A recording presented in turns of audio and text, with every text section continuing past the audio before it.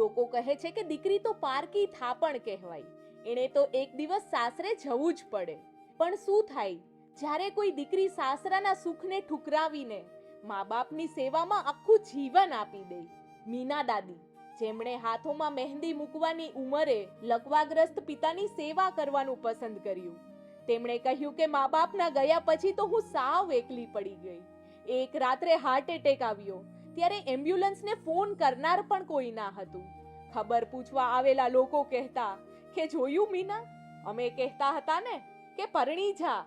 મા બાપની સેવા તો તે કરી લીધી, પણ હવે આ ઘડપણમાં તારી સેવા કોણ કરશે? તો આજે એ સૌ લોકોને મારે કહેવું છે કે મારી સેવા કરે છે કોણ? હાર્ટ એટેક પછી હું મારું ઘર સમજીને ખાલી હાથે અહીં આવી ગઈ. અહીંયા એક પણ લોહીના સંબંધ નથી, પણ લાગણીના સંબંધો લોહી કરતાય ઘાટા.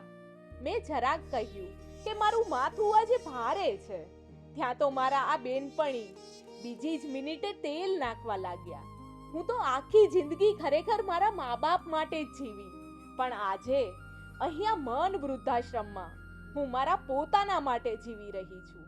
જે પગ ઘર અને હોસ્પિટલની વચ્ચે જ ચાલ્યા હતા, આજે એ પગ મન મૂકીને ગરબા રમી રહ્યા છે, નાચી રહ્યા છે.